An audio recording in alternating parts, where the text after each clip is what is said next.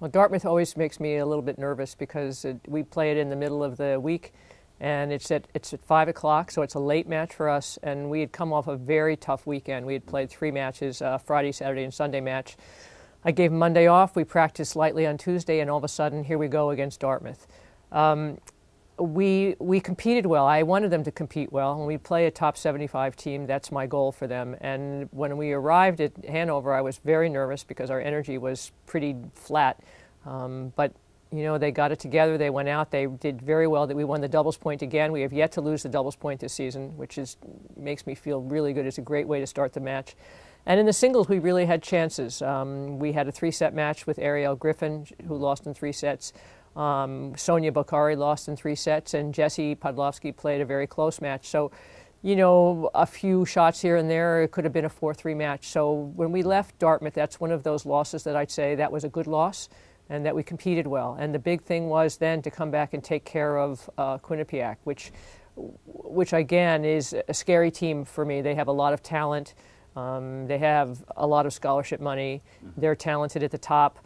And we don't see them as one of our big rivals, and so it's always important to get up for a match like that. So we came home. Thank goodness we're home again. We played well.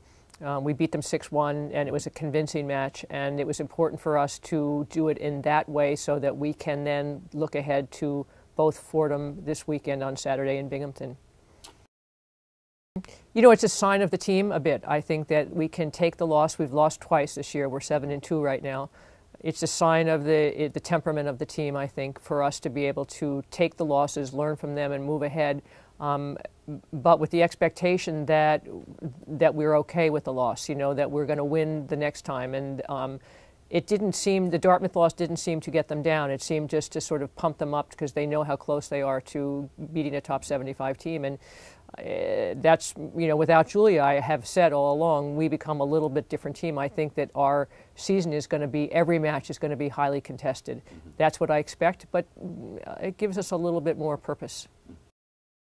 Well, the first one is the tough one. We lost to Fordham. We were upset by them. We played them in the fall last year. It really, I think after that match, I made the kids sit and watch Fordham celebrate, which is always what coaches do. And I said, so keep this in the back of your mind for when we play them this year. They come in here. They've had a little bit rough season so far. We've been doing better. We like our matchups against them. This is a revenge match for us. This match, the Fordham match, will give us a much better sense of where we sit in the A10 conference. And I'm looking forward to the match. I think it's going to be an exciting match. You cannot call the match either way. It can go either way. It just depends on who's competing better that day. And then we have to turn it around no matter what happens and come up against a Binghamton team that's been struggling this year. Again, I don't want us to look forward. I don't want us to look back. I want us to be able to take one match at a time because they're both important.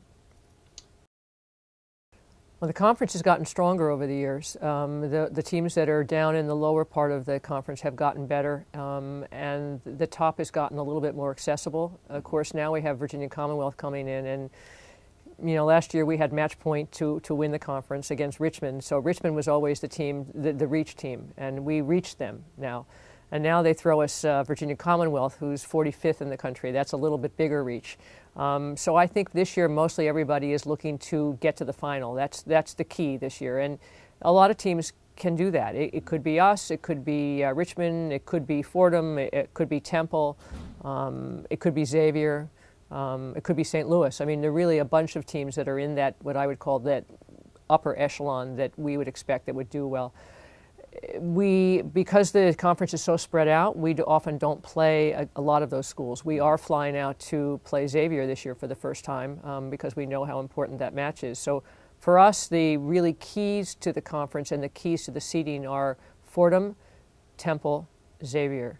If we take care of those three, we're in very good shape. If we slip up in one of those, we will have to fight our way.